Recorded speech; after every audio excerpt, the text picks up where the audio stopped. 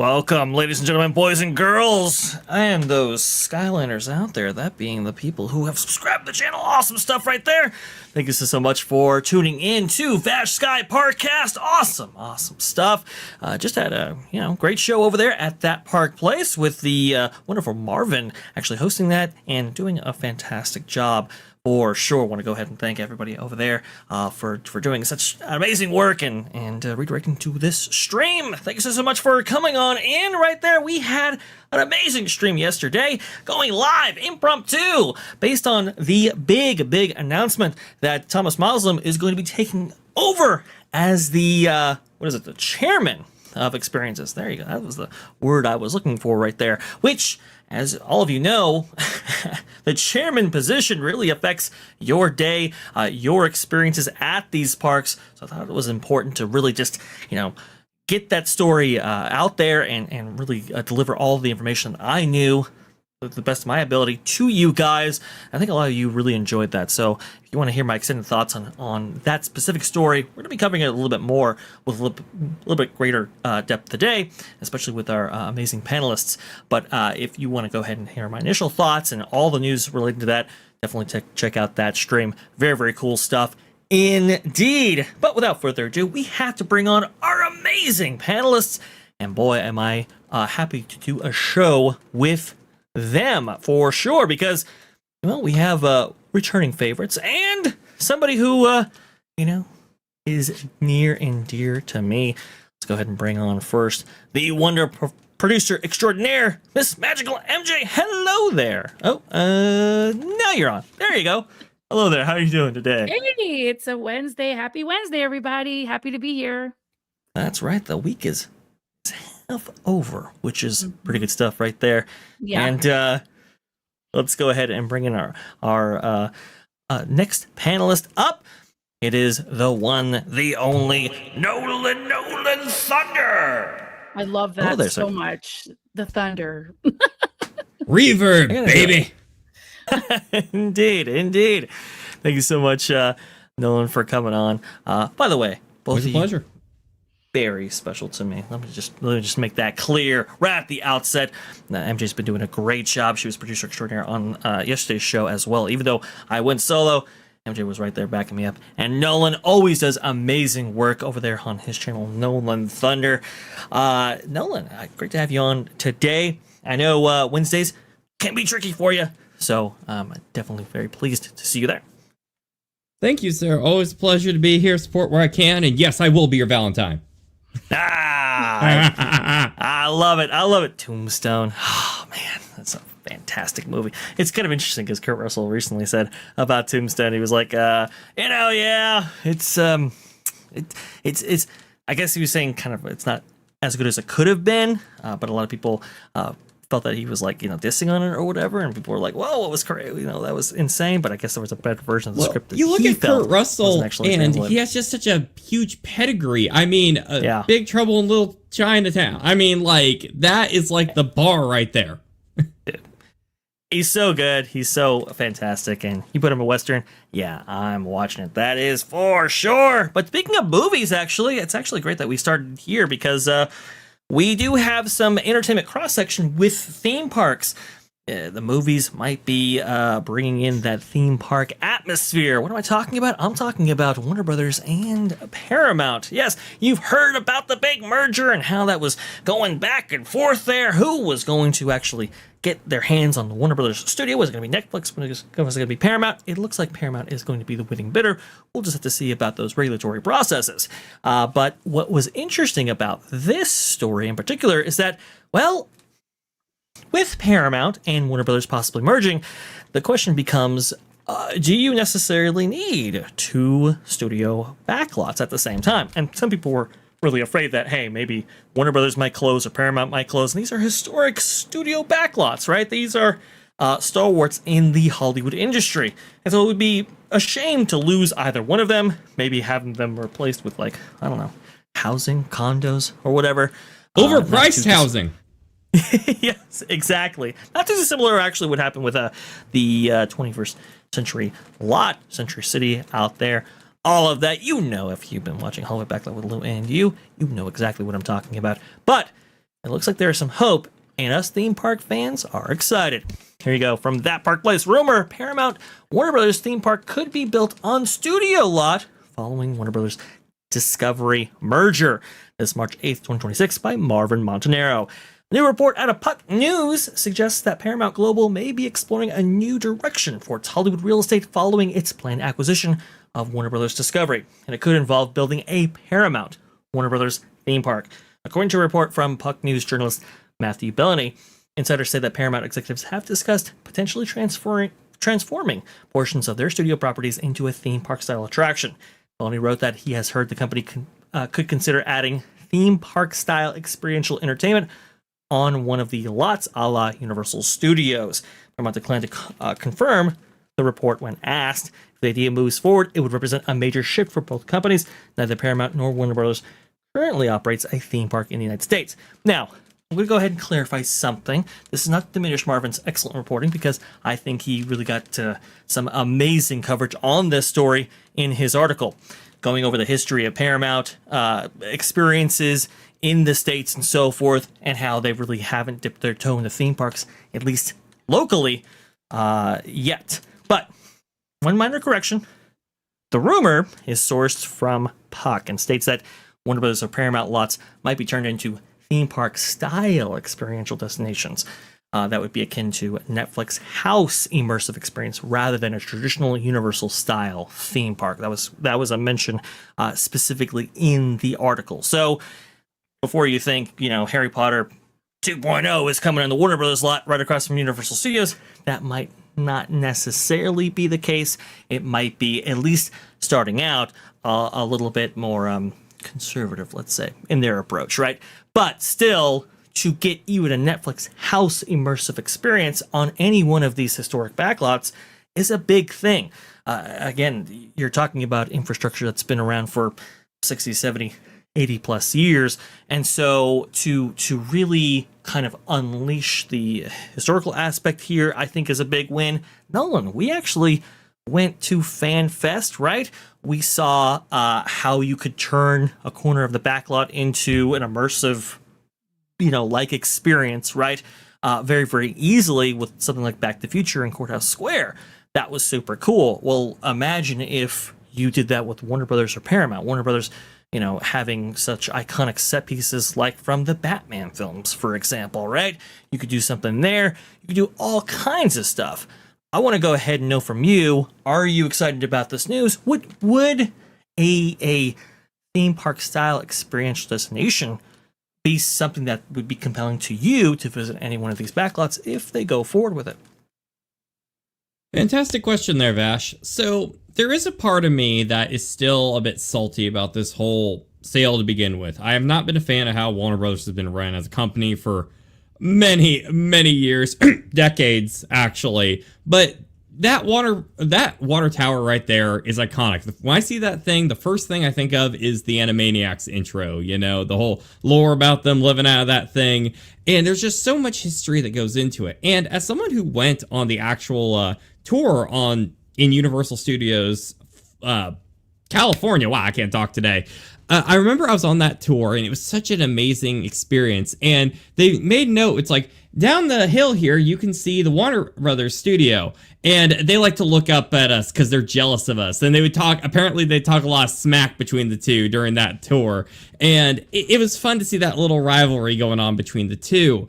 Now, if we do live in a world where this has to happen, this would definitely be, I think, the best case scenario. As we've seen outside of, Universal and Disney, theme parks are a hard game to get in. We've seen over the years many people try to start up these smaller theme parks and they completely implode in on themselves. In other words, they didn't have enough money to keep going. So getting into the theme park endeavor is really hard. And we've seen licensing deals with, like, say, Six Flags in the past not come out as great as we really want them to be.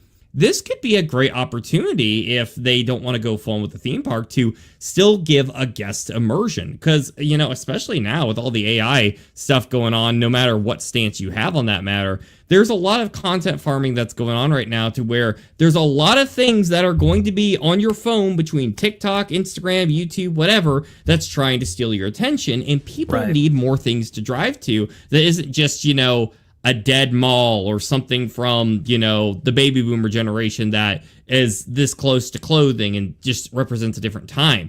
This could really open up the magic of movies. I think Universal themselves did an amazing job with FanFest. For those who've never gone, it feels like almost like you're walking into a video game. The immersion, the actors and actresses at different spots of the event, making the whole area feel much alive. It's almost like an elaborate role play, but you're stepping into a world that you might love. And they did that with Back to the Future to a T, and it was beautiful. Yeah. If they could do something like that for Batman or Looney Tunes, Animaniacs, whatever have you, and really make the world feel alive, I honestly think this could really be the next big thing to go along theme parks. I think we need a term for it, because we've already had things like the Renaissance fairs and role play at conventions, but I really think the whole FanFest formula could really become a huge hit, especially in the social media age. So if they go this route, I think this could be an absolute win, not just for America, but humanity in general. So I'm all on board with it. I love it. I very much agree with you. By the way, we just said that Park Place raid. Come on in. Thank you so much for joining us. We are talking about the possibility of either Paramount or the Warner Brothers lots being turned into theme park experiential type experiences or destinations very, very shortly. And as Nolan beautifully pointed out, I think you are right, Nolan, when it comes to the transformation of these backlots, potentially, right, as internally discussed by Paramount executives. I think the potential is absolutely there, and the hunger from the populace is there, right? Because, as you beautifully pointed out, there is this I think overwhelming feeling that this world is becoming more virtual.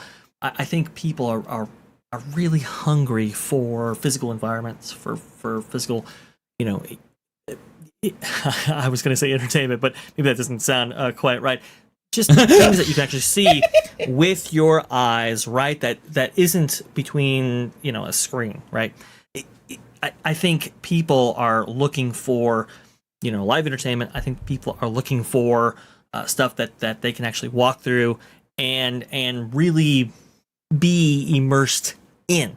See, that's the I think that's the real crux here. I think this is why Universal with Epic Universe, they're doing the 4 portals type thing, in which they bring in, they draw you in via a physical environment that is as if you were transported into that world, has been so successful. So when I look at the issues plaguing Hollywood right now, where you have soundstage occupancy at their lowest levels probably ever in the modern era, I believe we learned that last year the soundstage occupancy hit like 64% or something like that. I don't think you necessarily need so many production facilities on these backlots. A lot of people have been excited about the prospect of Universal Studios transforming more of their backlot into theme park space. Similarly, if you have these huge studio lots, like what's at Paramount or Warner Brothers currently, and it's like you have all this soundstage space that maybe is not going to get used. You have this tax burden that you have to pay out, right, every single year in order to maintain that land and so forth. Like, there's all of these costs associated with running these studios. Doesn't make sense to transform some of this stuff to things that people actually want to visit, and you can actually make that into a revenue stream. I think Warner Brothers is set up perfectly, especially with their IP and so forth, if you can work it out with Universal and Six Flags. That's the issue, right? Sometimes you have exclusivity contracts with these licenses that prevent you from using some characters. But if you can bring them back, right, in a way that doesn't diminish the demand for those experiences at their respective parks, then you can really do some really cool stuff. Like you said, Looney Tunes, Harry Potter. I mean, we already have like a Harry Potter basically store over there at the Warner Brothers Backlot tour area. So that's pretty cool, as you can see on screen right now. Actually, a lot of people think it's Universal. It's like, no, that's actually on the Warner Brothers lot currently, which is very, very interesting. I think these are set up to really leverage those brands and that real estate, that historic real estate, very effectively. And I do believe we have somebody in the back right there looking to join us. I don't want to bring her She'll on be with us in prematurely just, though. yeah, she'll be with us real soon. Cool. Awesome stuff. I just want to go ahead and make sure. MJ, I want to go ahead and get from you, though, while you're on, just for a brief moment right here. What's from your perspective, would you be inclined to fly out to LA to visit these historic backlots and maybe a theme park entity within them? What are your thoughts on all this? I would be inclined to get on a plane and go visit, but I don't know if they necessarily would get away with turning it into a theme park, but it would be really nice if it was like more of like a museum, something like with a lot of memorabilia, Mm.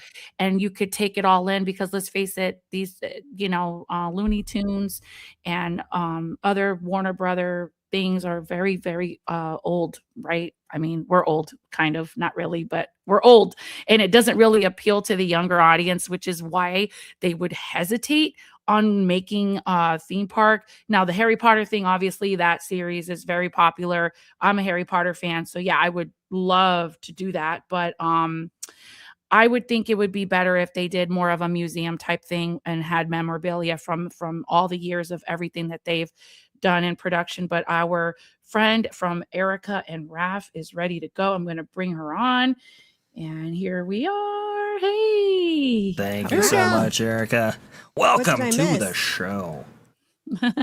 Yeah. Well, it's very interesting that you come in right now because I think this is a profound conversation talking about the history and maybe the future of these backlots that you see on screen, particularly Paramount and Warner Brothers. Since this merger has actually happened, there have been internal discussions.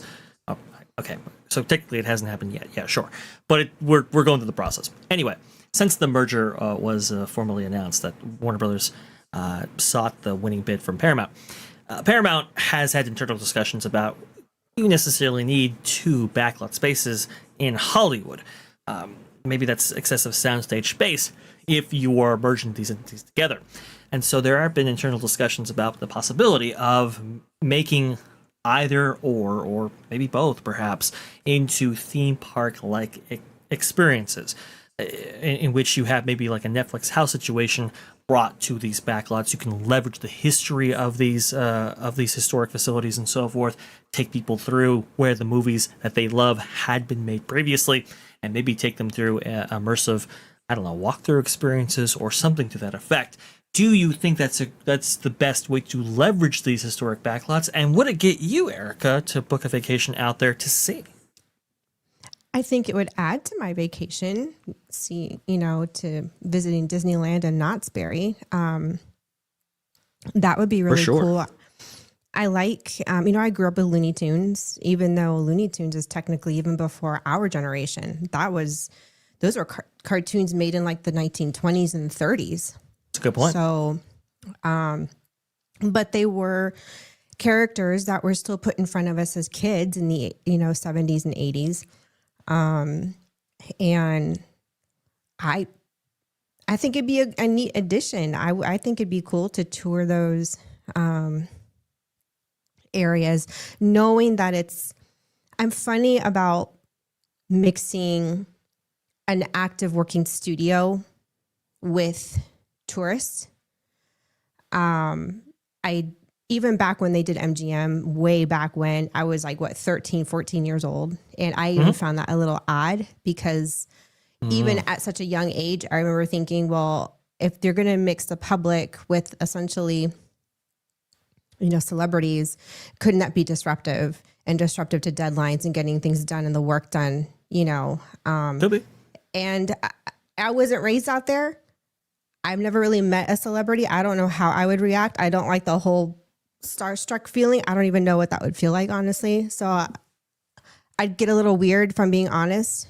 But if I knew that was shut down and it's just like a museum type thing, and I'm touring, old Hollywood and some of those old cartoons and their creators, and kind of like going through a Walt Disney Museum, but Warner Brothers, that would be really cool because I really don't know a lot about Warner Brothers history. Not in the same way that we know about Walt.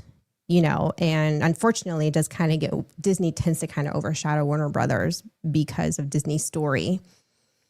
Yeah. I would like to know more. I would like to have more visuals and see who these people were, the godfathers and grandfathers of the early fathers of Warner Brothers. And I would like it. It would be a nice addition to a vacation.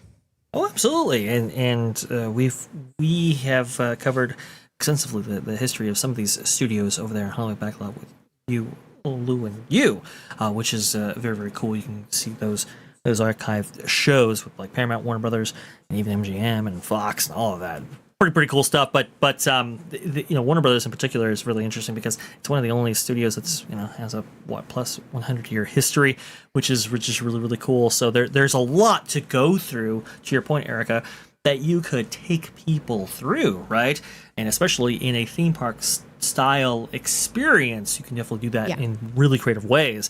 And look, the history of bringing people on these backlots actually goes back to like the 1910s, if I'm not mistaken, before the talkies were around, right? These were before sound stages in which you have to... The silent videos, Yeah.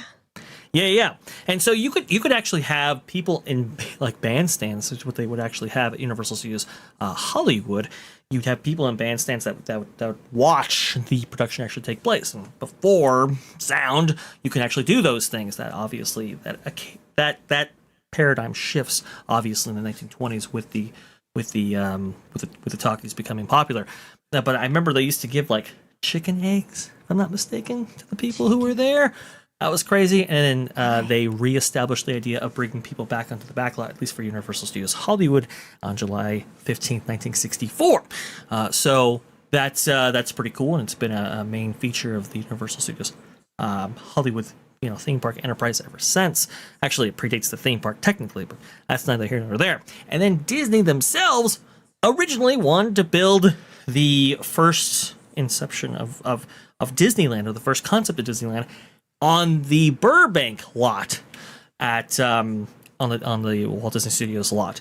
Unfortunately, couldn't get approvals for that, and by that time, Walt had already dreamed bigger, so we needed a separate piece of real estate entirely in order to build what would become Disneyland. But people have been wanting to visit these places for so long. I remember Walt talking about how, you know, this little boy wanted to see, you know, Mickey Mouse over there at the Walt Disney Studios lot. Believing that was a living character. It's like, well, you know, there's a bunch of, you know, old men drawing and ink and paint girls bringing that to life. It's not quite what you believe. Same thing, right? Yeah. But and I think I thought they established like these little like mouse sized cars like along their parking lot, and then they had like spaces marked out for Minnie and Mickey or whatever in order to kind of keep the magic or dream alive, right? I think that occurred for a period of time there.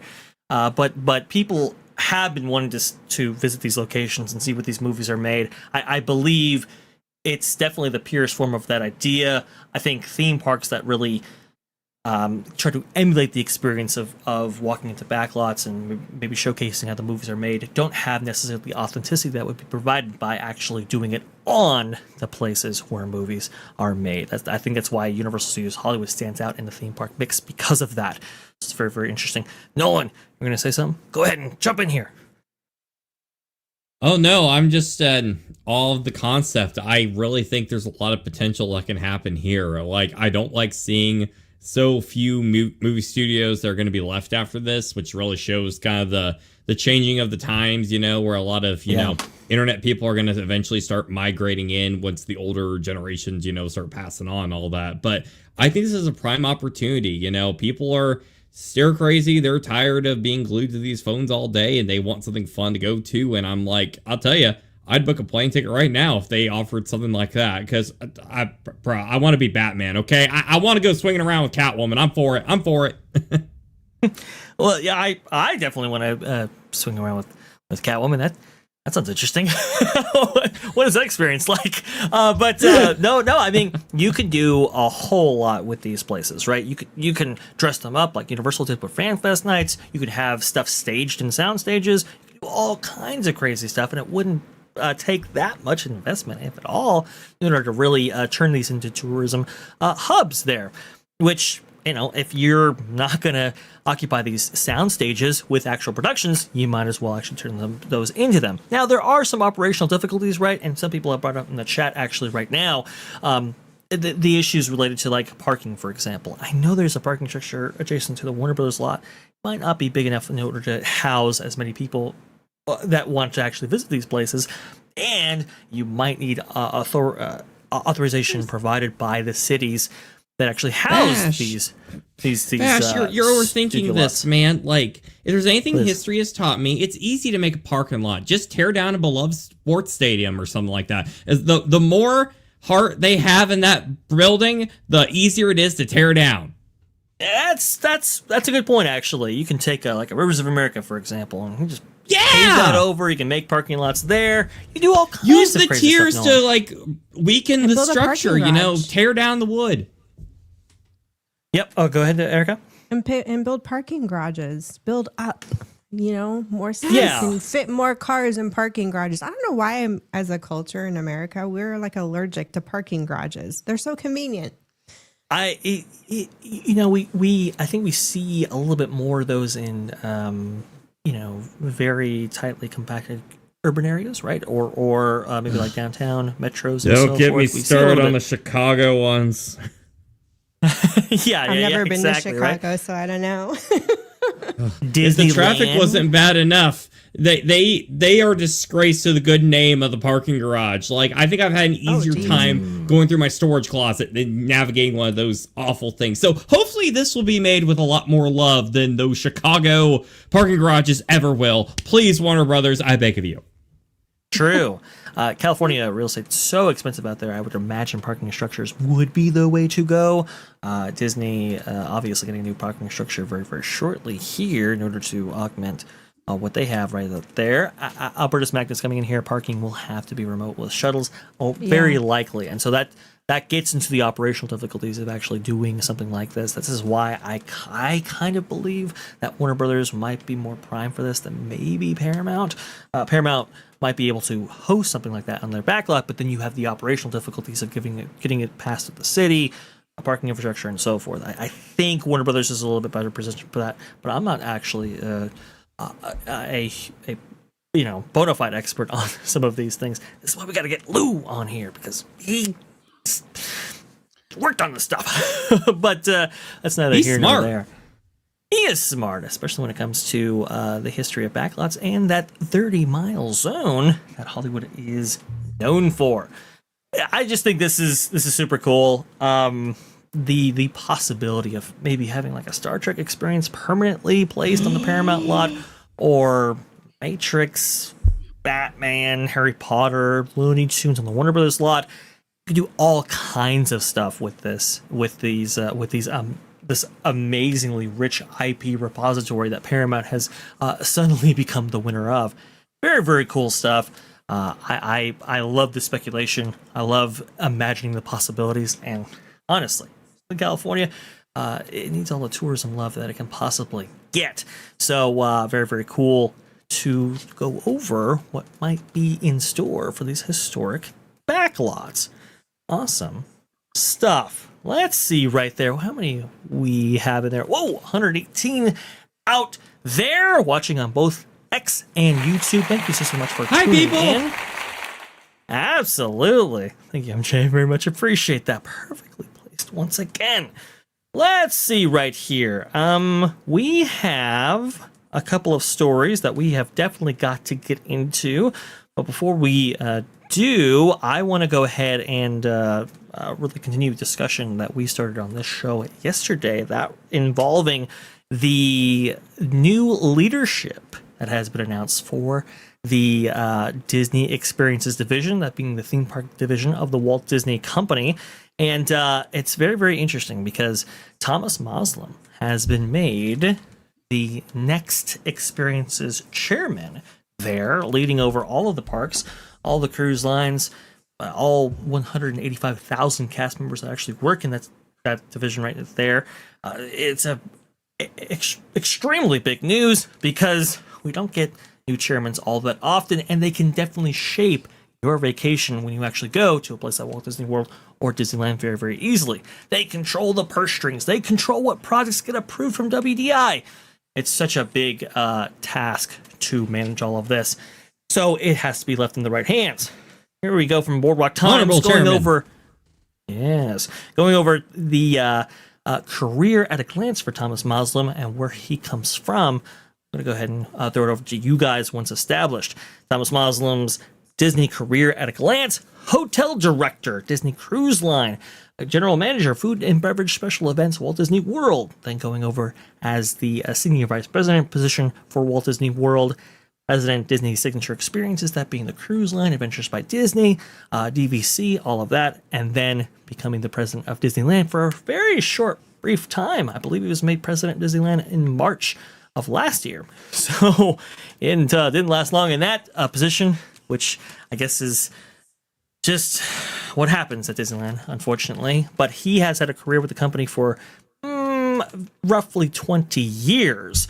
I'm going to go ahead and know from you guys, because, look, I think there's some optimism here, and I think there's also some trepidation when it comes to this promotion here. But just initial thoughts, initial reactions. Are you excited about this news? And do you think things will improve rather than, well, continue to flounder? Initial thoughts is, well, if you can make sure the roof of Mr. Toad stays, put, that's a win. If you can make sure the roof of Soarin' stays put, that's a win. So my biggest advice for you, sir, is make sure the roofs are good throughout all the parks. But no, this is a good opportunity here. Like, if Josh tomorrow is like taking over everything, we're still waiting to see. And if he can, be a bit hands off and let, creativity take a spin, like, this could be promising. I think a lot of it is, speculative right now. You never know till they're in that chair what their boss is telling them. But, we have had a lot of destruction of a lot of the good nature of what has been felt in the Walt Disney Company in the post 2020 era due to, everything happening, the layoffs, the lack of quality we've seen. And thankfully, Disney has been cruising off of a long history, of quality. And as much as people like to dog on like some of the missteps of the park, there are still a lot of people behind the scenes that are keeping a lot of standards up. I will say that I know a lot of people have horror stories when it comes to cast members. My experience, they always go above and beyond. The food quality is always right there. And I do feel like there's a lot of potential here. That's the optimism in me. The pessimist in me is also saying, well, what kind of budget book is he going with? What's his career as far as like a visionary? Is he a smart enough boss to know, hey, if you are weak in that, you need to surround yourself with good people, not just a bunch of yes people. So I'm cautious optimism here, but I really, really hope that this will make a big impact going forward for the company. And Erika, you were about to say something? Sorry. Oh, no, you're good. I was just listening. Yeah, I agree with you. It's like the jury is still out. What's really going to happen. And it really is hard to pinpoint who's at fault for all these failed decisions from the entertainment side to the parks, because, we don't know what the pressure is in terms of all of the different leadership ladders that there are, all the different varying chains of command. But collectively, it's all their fault as a whole. Yeah. From the C-suite down to who is ultimately in charge of entertainment and parks, So from that level all the way up to the CEO, like collectively, it's all of y'all's fault why your entertainment is failing and you're not delivering in the parks, and the park attendance should be what it was pre-pandemic, if not even more, or at the very least competing in a healthy way with, Universal over at Epic Universe. Your wait times shouldn't be averaging like 30 minutes on rides. If that's how you're gauging attendance and all that. I don't know. It's, on the one hand, we could argue, yeah, there's hope. And on the other hand, you could argue, nah, based on past decisions, which is all we really have to go off on, it's not very hopeful. The beauty and tragedy of a clean slate, you know? Go ahead. Let's just face it. There's no accountability. No one's going to take accountability. It's just a cluster F, if you will. And we just gotta really hope. We got to stay optimistic because we care about the company. We got to hope and pray that they do right by the OG fans, and they take this company in a better direction everywhere, from the parks to the films that they put out. Everywhere from OG the park fans experience. are, us 80s kids are entering, we are middle aged now, and some of us are already in grandparenthood. Correct. And we're the ones that they forget that they forget in the 80s and 90s, teen pregnancies were at an all-time high. So you have young grandparents right now, very young grandparents. I have friends that were grandparents when they were in their 30s, like mid to late 30s, because they were so young when they had kids. And so they're gone are the day, or at least for this, pocket of generations, Gen X is, a lot of us Gen Xers on the younger side, we're a lot of us are early grandparents or early empty nesters. With even more reason, because we're even more reason to go to the parks, because we still have our energy. We still have the energy to, run, and we're willing to pay for we're willing to pay for a good experience. And that too. So they need to bring it. We will pay the money if they bring it to the table properly. Treat us the way we're supposed to be treated. And that goes from everywhere, from the park experience to your experience at the resorts. The moment you step into that bubble, you should be having a clear, carefree mind of, I'm going to be enjoying my vacation. Every bit of money that I spent is money well spent, and I got the best bang for my buck. That's what they need to do. I don't want my entertainment to gaslight me on my morals, what I'm doing at home or how I think. I don't want to see that reflect in theme parks where I go to decompress from whatever things I'm going through in my personal life, to go and just get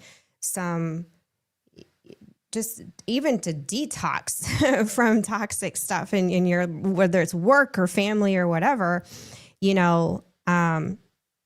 your purpose, as it long-standingly was just to provide immersive experiences where I watch your wonderful movies, and then I can experience those and those characters and those environments in your parks.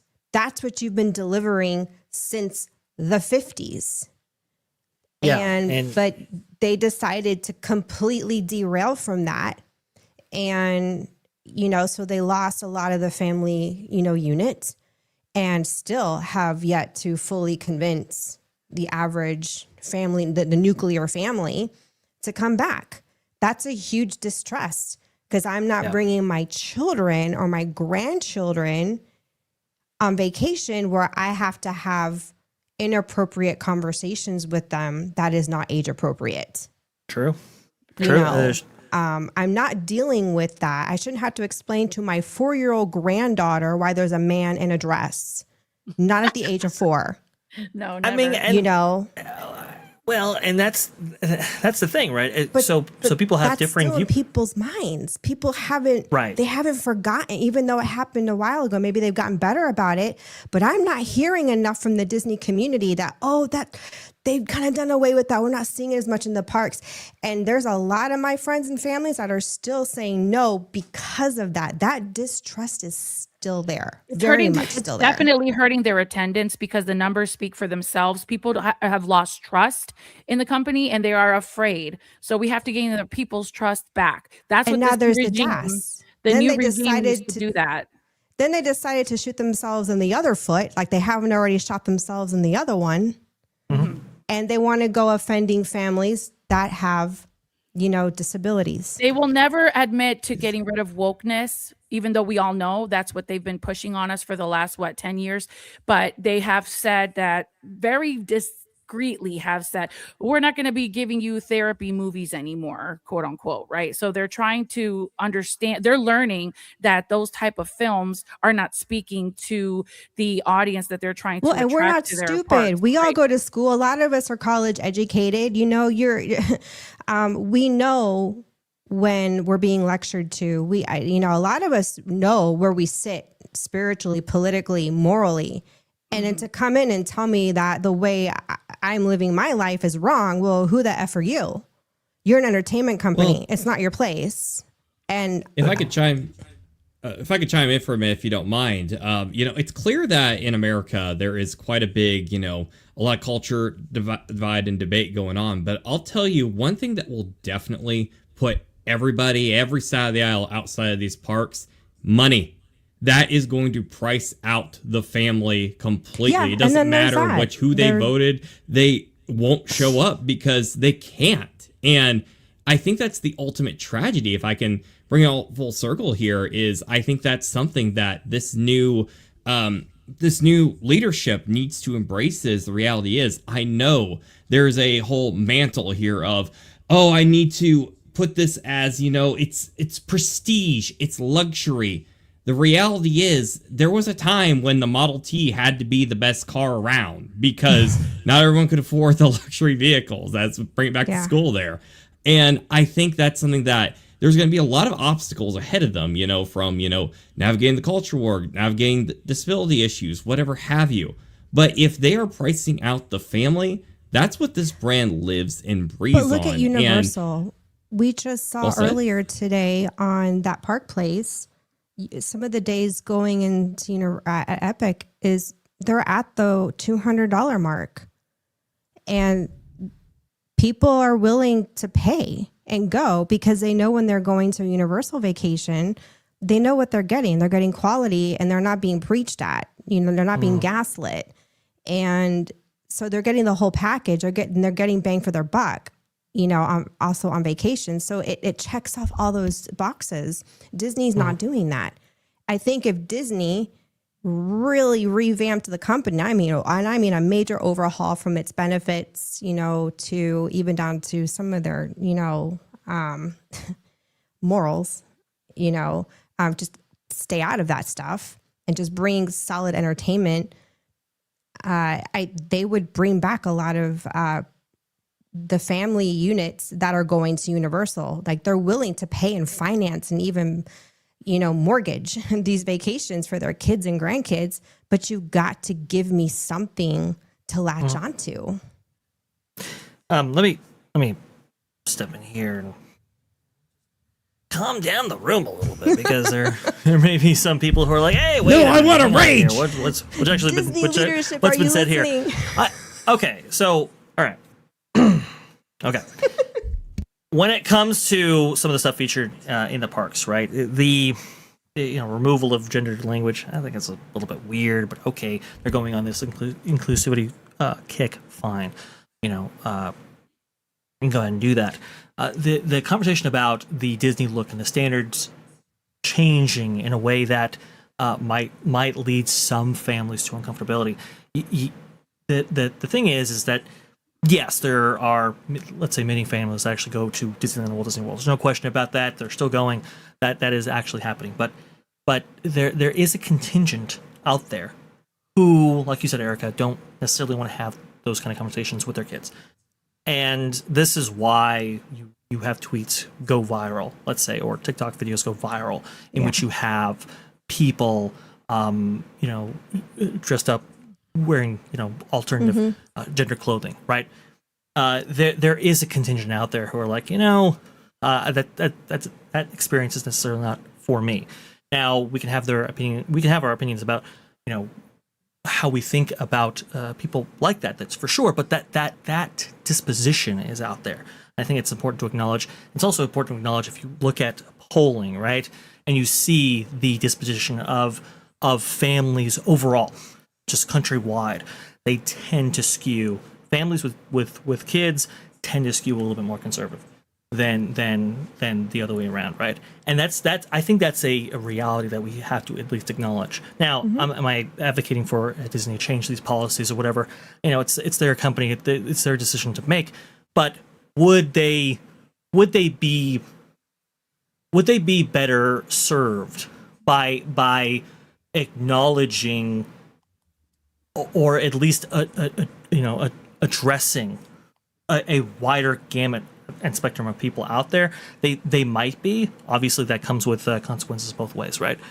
It's just the problem is that when some of this stuff seeps into the parks, right? When some of these ideological concerns seep into the parks, it for some it does detract. For some, it pulls them out of the magic. For some, this berm, right? That is this insulating barrier between real life and this fantasy diminishes. And so, to your point, Eric, I think that's what you were referring to right there.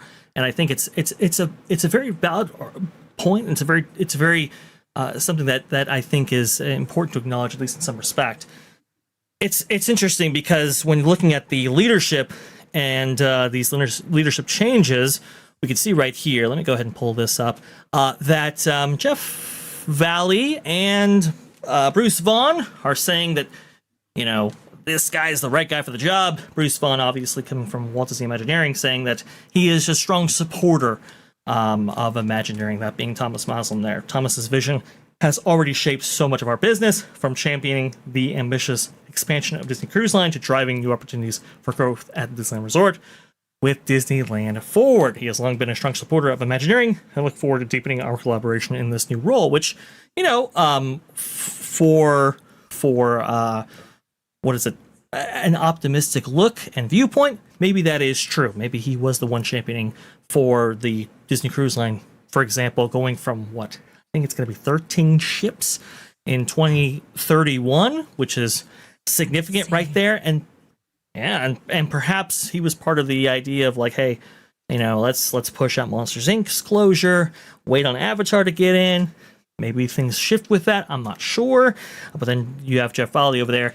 He is very excited to step into the next era with Thomas Moslem at the helm, and you can see both of them together at Disneyland recently for the 70th anniversary. Now, all this being said, though, there are some, even those who have been historically optimistic and deferential to Disney's position, and who are fans of what they've done recently. Well, they weren't so kind to this news. Disney Scoop Guy. This one surprised me, folks. This one was like, whoa, this is very interesting. Under Thomas Moslem's very short tenure as Disneyland's president, we saw significant cuts to restaurant hours, the loss of Magic Mornings, weird cost-saving menu changes, the elimination of most mobile checkout locations, major characters being taken off the schedule, the loss of the Doctor Strange Mysteries of the Mystic Arts show, which he then later clarified that kind of predated him, but still. And that's just what I can think of off the top of my head. I'm not optimistic about what he's going to do as chairman of the parks, experiences, and products. I hope similar changes don't come to Walt Disney World. Okay. Very interesting. A lot of claims being made there. Look, sometimes it's difficult to attribute some of these changes to these executives when they first step in, right? Because some of that stuff is like they've been gearing up to do some of that stuff. Like, some of those initiatives, right, were started maybe predating that executive stepping in, and then obviously we saw the result as soon as that executive did step in. Do we attribute that to them? You can have the argument.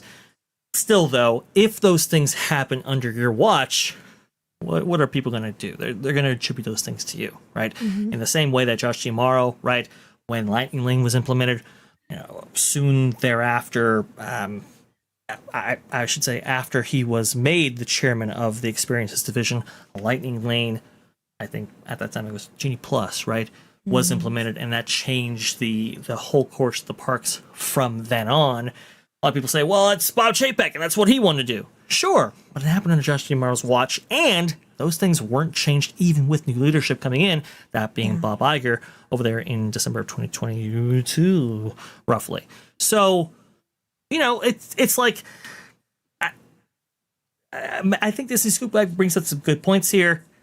Disneyland didn't certainly flourish when it came to characters, entertainment. Entertainment certainly was cut, remained cut. The elimination of some characters, I think he's actually referring to like the Evil Queen, for example.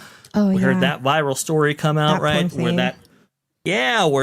Where that amazing character actress was let go, which was super unfortunate to see. Now, some people say, well, she kind of crossed the line there. I mean, maybe, but it looks like she was going to be cut anyway, which is why she actually did what she did, which is very, very interesting. It's just, there have been not so great stories associated with Disneyland in the most recent era. That media summit, great, good stuff, but then you have, that recent hazmat situation right there. Could that have been avoided? I don't know. Maybe, possibly. Fluke accident. Okay.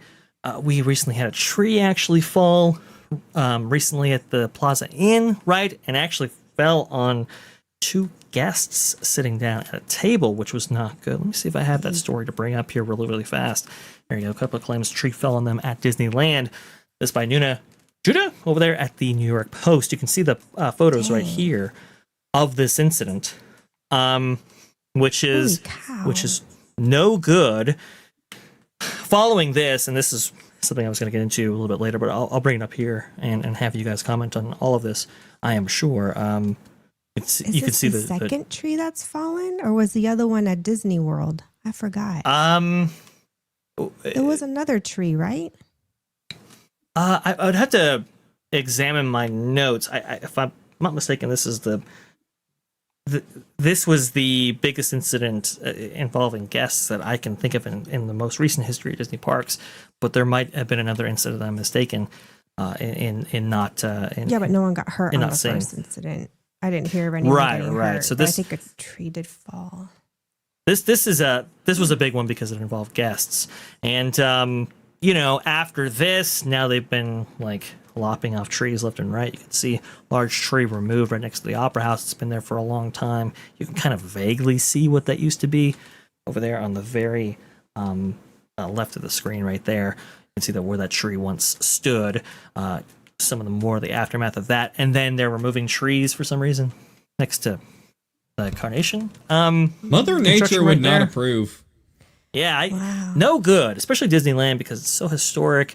It really still maintains the park in theme park, and one of those reasons is because of the amount of trees that are actually there. Anyway, you just have a lot of stuff going on that's like, is this necessarily the guy to lead this company into its next era, at least this division, that being the experiences division?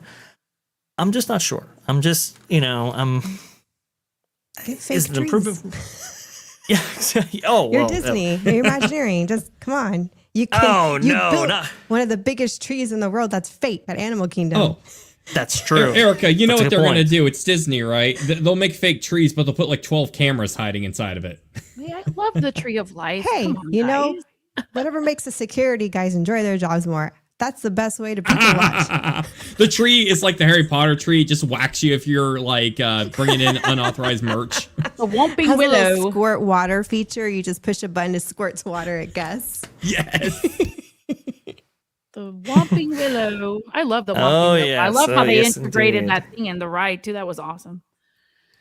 Yeah.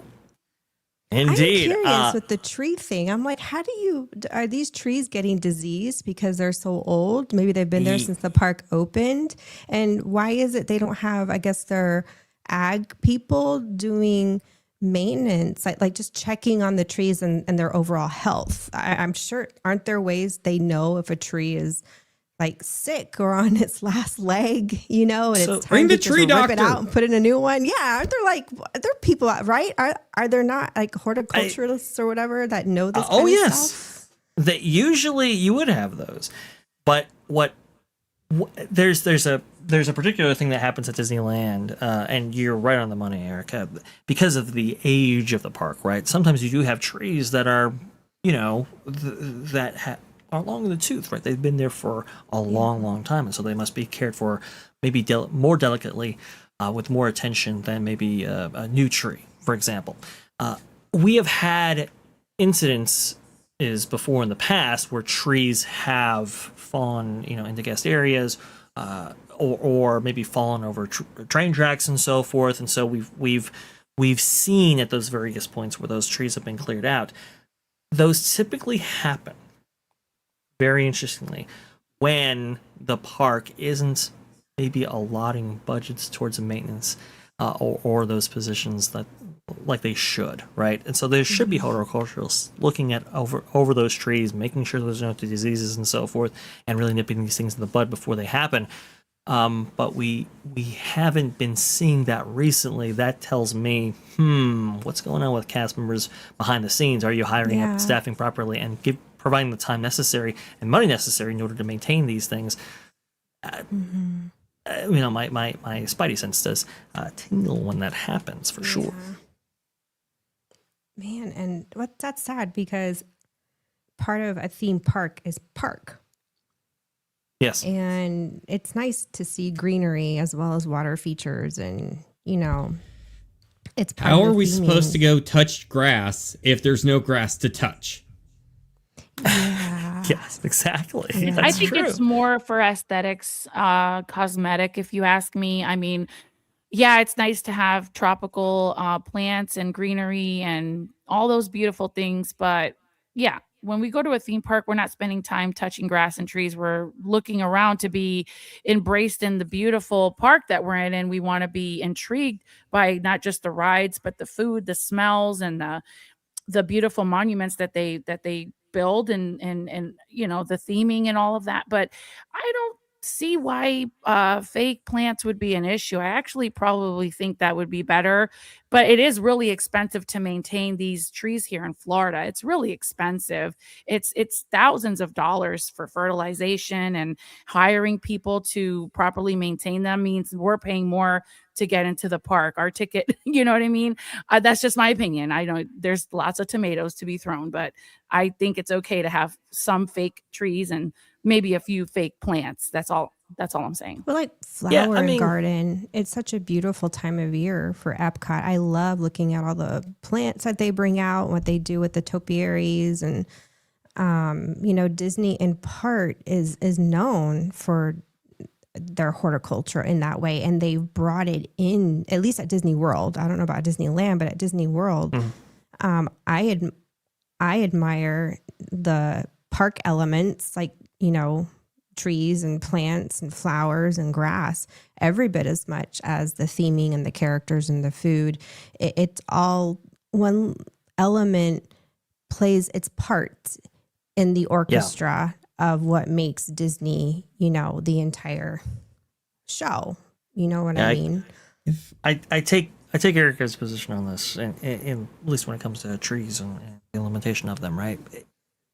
When I think a lush park makes you feel differently about that park. Like, imagine how different Animal Kingdom would feel if we didn't have all those trees, for example. That's an extreme example. But you can see how that might play out with distinct areas of these theme parks and how you would feel about them. Adventureland certainly being one of those. Disneyland is great because they still have some of those old growth trees that have been in those places for so long.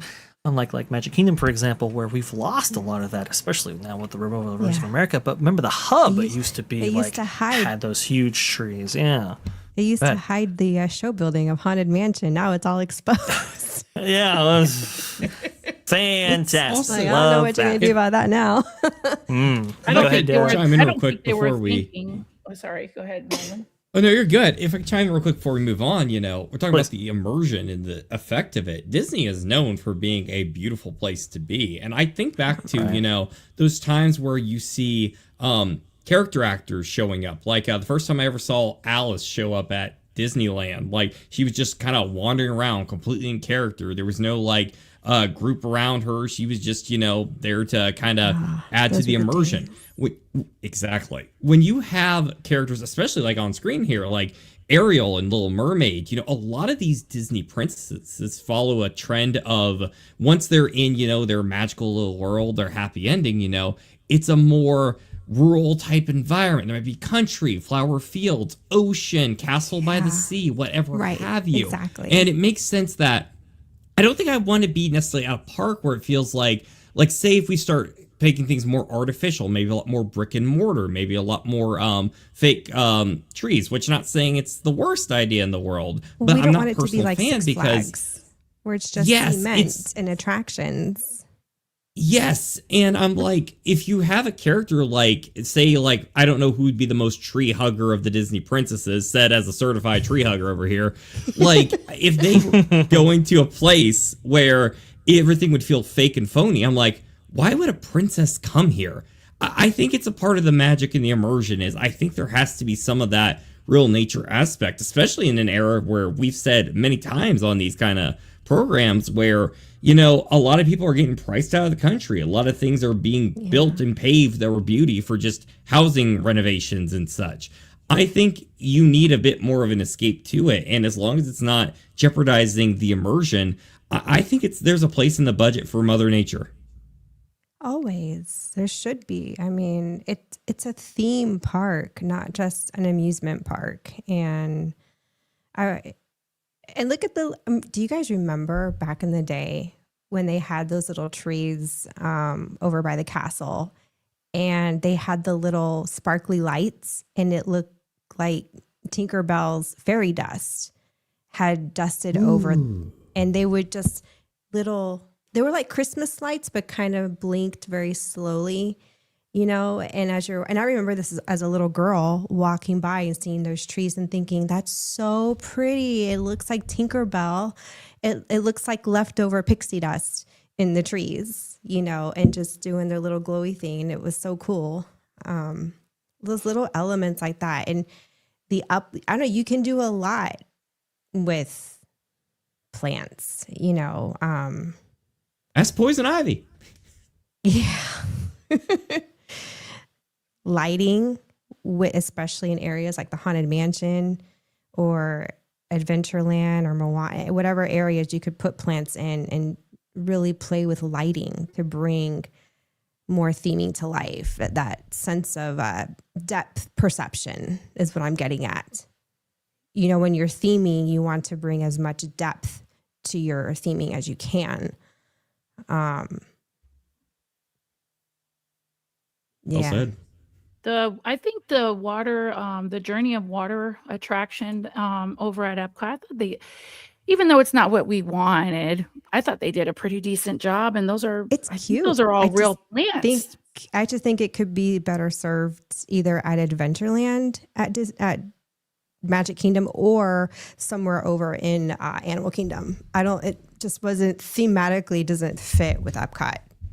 You're right. I think that's why they stuck it there and tried to make it edutainment, like an edutainment. Edutational. Edutational.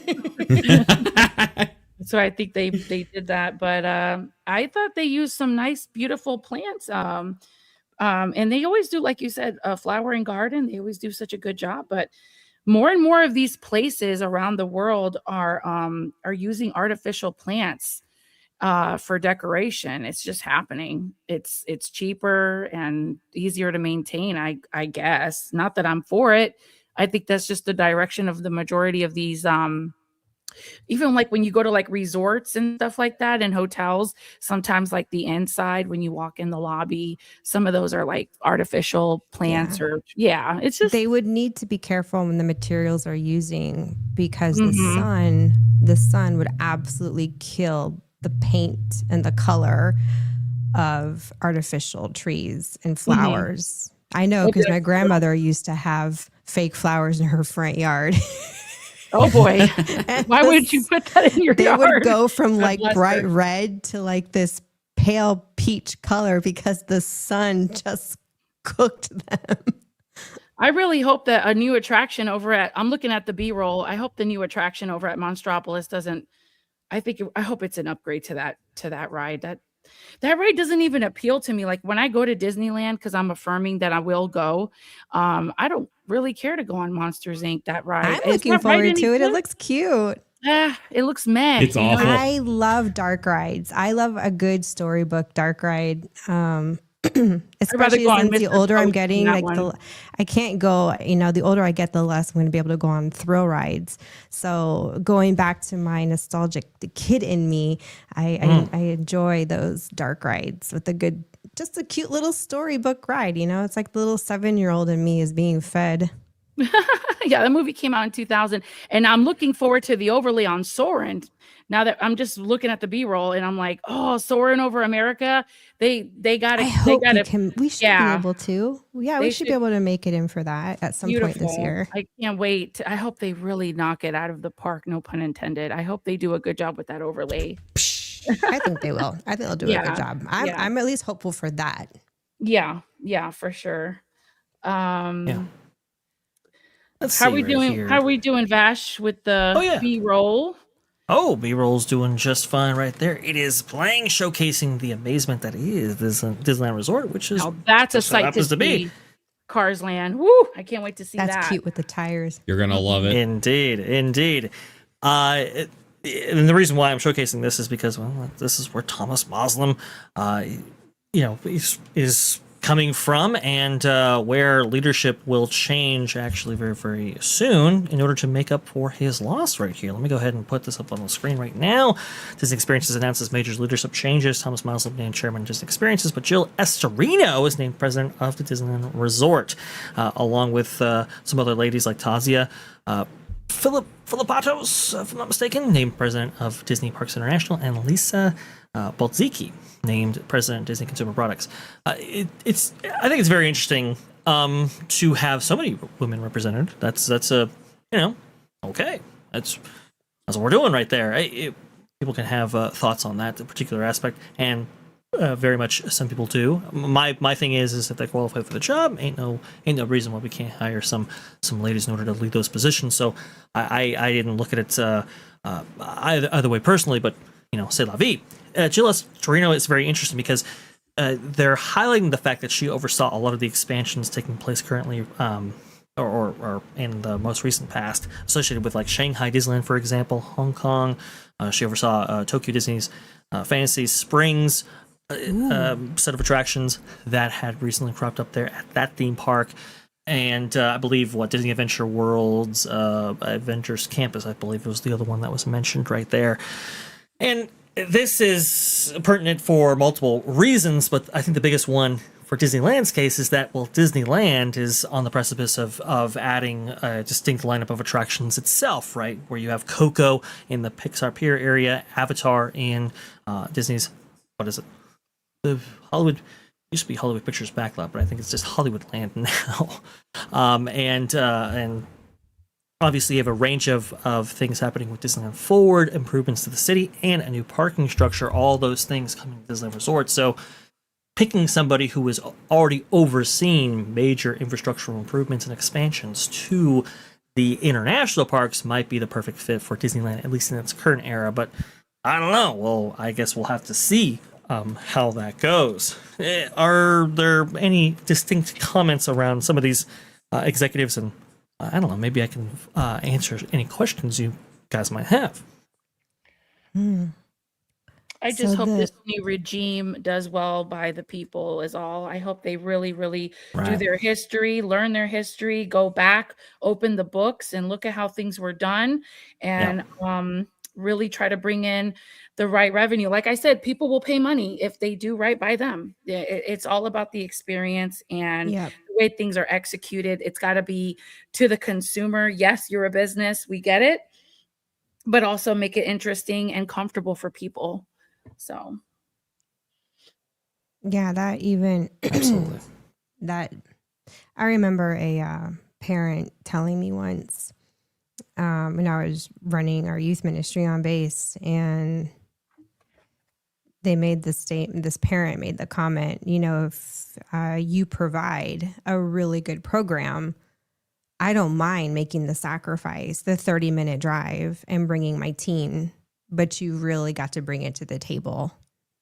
The program needs to be worth it for me to drive all this way, drop my teen off, and wait for them, until they get out.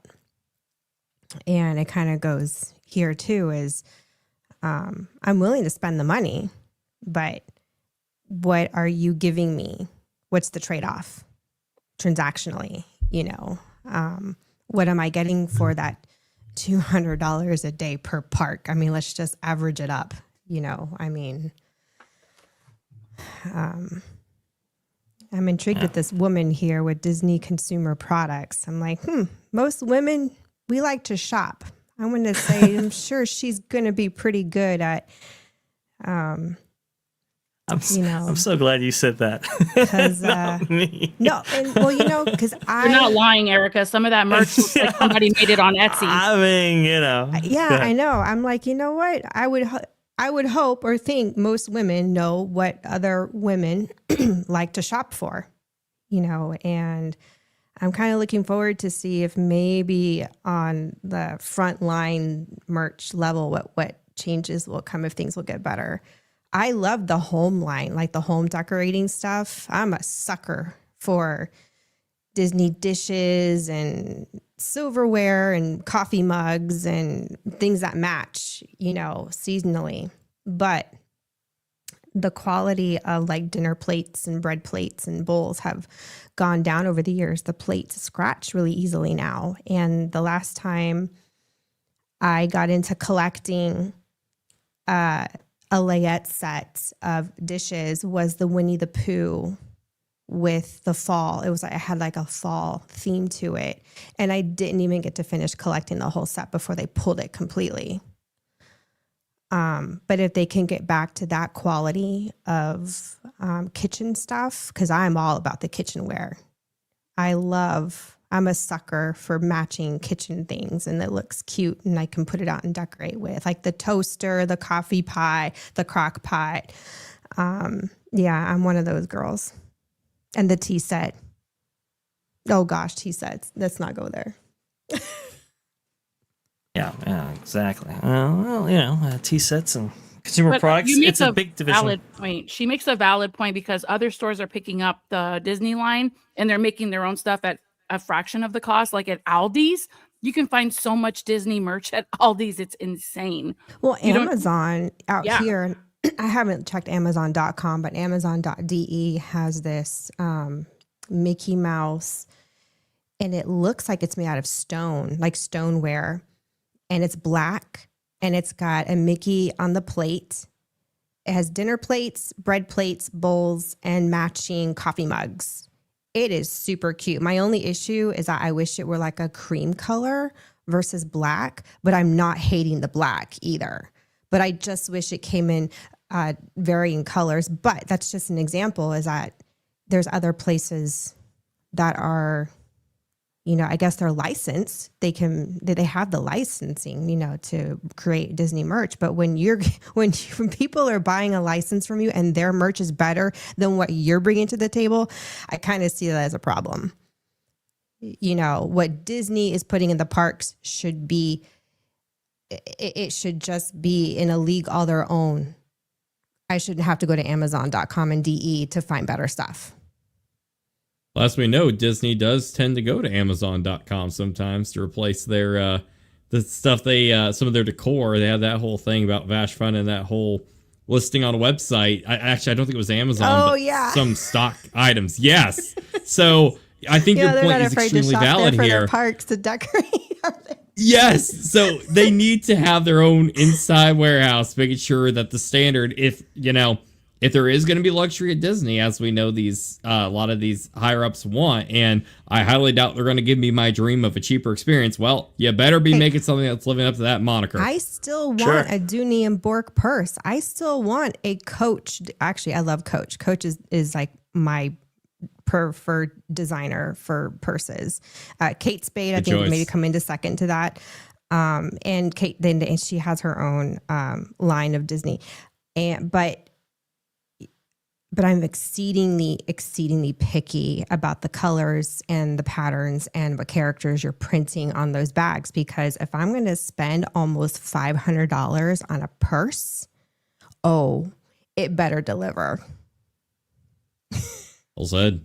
Yeah, that's well said for sure. I've been disappointed with consumer products recently from Disney. The quality just hasn't been there, especially for the price paid. Hopefully that improves with Lisa's appointment right there. I'm hoping that every one of these things improves. I am cautiously optimistic, but more on the optimistic side about maybe some of these things improving, especially when you have, Thomas Muslim, somebody so consumer or guest satisfaction focused. At least he has been in some of those roles, so hospitality focused.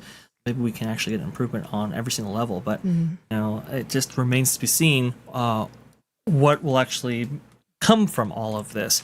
It's just a really, really interesting discussion that we've been having for multiple days over here on the various channels for good reason, because it affects your every single day.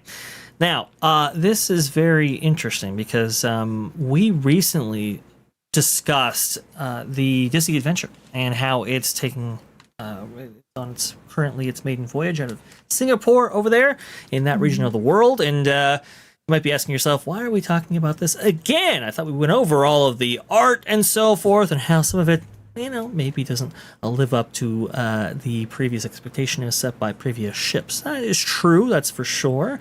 But it gets a little bit worse than that. And it got so bad that I got to bring it to you guys' attention and really get your feel on it, because there's been a lot of interesting discussion revolving around all of it. So let me go ahead and bring this up right here. Disney, before, after, old Disney, new Disney says this on X. Right now, everyone has drunk the Disney Adventure Kool-Aid. Colorful photos, new IPs, and a whole ship to explore. But the truth is, the size is dismaying. And with almost 10,000 crew and passengers, it will feel like an overcrowded theme park every single day instead of a luxury cruise ship. It's also not elegant in person. It's a housing project. Would I sail on it for free? Sure, but I wouldn't book it. That's how the commentary started right here. And I thought that was a little bit harsh, but, look, if in fact this thing is overbooked, maybe some of these things actually play out, and apparently they did. So you can see right here, currently Theme Park Express is actually sailing on the Disney Adventure, saying this: the muster drill situation on the Disney Adventure is the worst I've ever seen. People aren't familiar with a muster drill and what that is. It's basically a safety briefing that is provided by Disney and its cruise guests that has to be, I believe, there's some international laws set on this, but effectively, before you actually leave port, you have to go over this safety information so that people know what to do in the case of an emergency, and then you can actually set sail. But in order to do this and to ensure that every single person has been part of the safety briefing, you have this kind of muster drill situation in which you have in which you have this kind of, you have people go to these distinct areas located on these ships, and then you give them the briefing and you take them through what they're supposed to do in the case of an emergency, and it has to be a very controlled system and it has to be done in a certain way. Well, when everybody's getting that all at once in these public areas, they can get a little bit congested if they're not actually built appropriately, and it appears that may have happened here. The post-muster release is an absolute traffic nightmare, with the crew holding guests in their locations until the bridge releases them over the speakers. The traffic injection is hell. Crews are trying their best, but this is not it. Yeah, ever since I believe the Costa Concordia incident, this mandatory muster drill situation has been part of all cruise ships, but unfortunately Disney Adventure not contending with it very well, and that's just the start of the issues, folks. There is more. The shops open without reservations, with lines for each side of World of Disney reaching well into the next space, so big lines even for shopping, which is very unusual right there.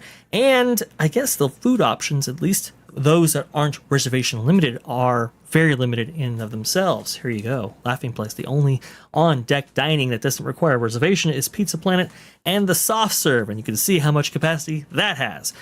That's no good. But it gets even worse, folks. What if I were to tell you that your cabin might have no windows, maybe a door, but it definitely doesn't have any windows in some locations? Here you go. Scott Gooston was giving the lowdown on every single stateroom, and we hadn't seen these in our last update.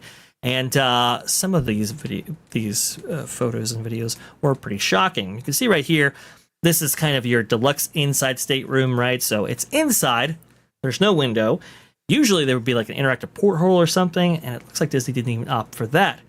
But it gets even worse, because if you go down the line in terms of pricing, you get to this, the inside stateroom. You can see right there what that situation looks like. Now, that's the room, folks. It looks like That's where third class 4 people. Titanic.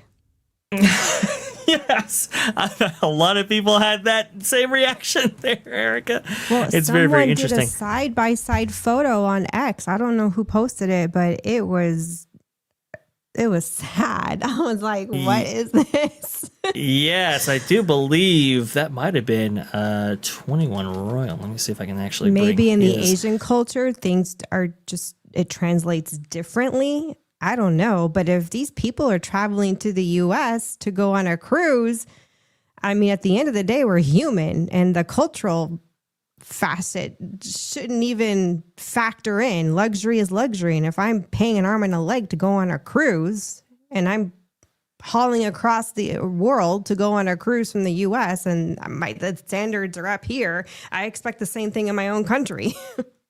Yeah, Texas 8412.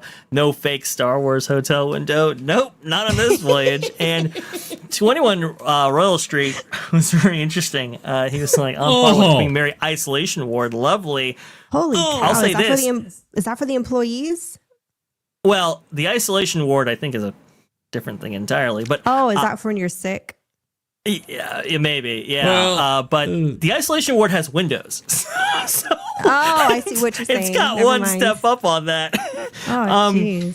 They could have put It's no good. projection. They could have put like windows with a fake projection at least, because I know the back history of it is it was a Carnival ship, and then Disney kind of took it over and did what they wanted to do with it. But the problem is that photo doesn't do any justice, because that's after turn down service. So before turn down service is done, the room doesn't really look like that. I know that it looks bad without having an ocean view window, but once turn down service comes and they open all the beds in that stateroom, it looks like a bunker from the Titanic. It does look really bad, but in their favor, I just have to mention that that's what it looks like once, a cast member comes and they open up all the beds and it's time to go to sleep. They have to actually do that for you. You can't do that yourself. I just wanted to let everyone know about that picture right there specifically. But even just in your standard rooms on any cruise ship in the US, it doesn't look this bland. There's more theming and turn down or no turn down service. If you're paying, I don't even want to know how much it is to book. I don't know. I thought I had a if they flipped all the picture. beds up, Mm-hmm. when you flip the beds up, like the 2 top bunks, they probably fold They do. like this, Yeah. and there might be like, hopefully I would think there's some kind of Disney image where it looks like a framed art on either wall. And then you have the bottom bunks, which maybe, like turn into, there you go. That's Okay. This is a different stateroom. That's still bland for what you're paying. Yeah. It's a different stateroom technically. the So take away the B&B. window and take away that extra space for the chair, and that's basically what you get with this inside stateroom. I would go ahead and clarify is that, and I also want to clarify crazy. another thing too. Not to correct you, MJ, but it wasn't actually for Carnival. It was actually for Genting Hong Kong for its Dream Cruises, the global Dream. Oh, That's okay. that's what it was a part Well, of. they right need to do there. better. But I Those know. benches, I have an outdoor patio set, and I can tell you right now what I have in my backyard is more comfortable than that. Oh, yeah, it's man. just it, and like I hear the arguments loud and clear. Like theme park wizard, for example, Royal looked like that when I stayed in the inside stateroom. Yes, it's true. It's just I think the problem I have with providing something like this, and it gets even worse, but the problem I have with providing something like this in this way is that this is supposed to be a Disney cruise.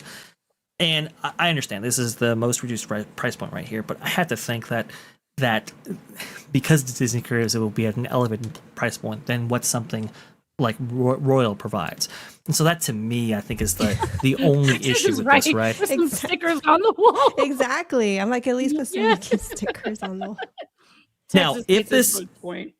if this is priced the same as Royal, hey, great, awesome stuff. You're now providing value options that obviously will have less amenities. I just don't think they're doing that though. That would be my only Royal caveat with that. Caribbean ain't cheap either. I mean, you might get more money. I don't know. I've heard you can't even compare the two companies because they're just so vastly different. But They are. But then again, I look at the fancy ships too. I'm not looking at the older, smaller ships of Royal Caribbean. I'm looking at like the Icon series. Oh, the big ones. Ships. Yeah. Those are like gorgeous. Well, that's true. That's true. It's very, very interesting. Oh, I think Brooke Wizard's saying that Royal provided more value entertainment than Disney. That's for sure. That's no question about that. I'm so but glad this gets you even told Vash, me more. bring about up that, Tom's Vash. chat.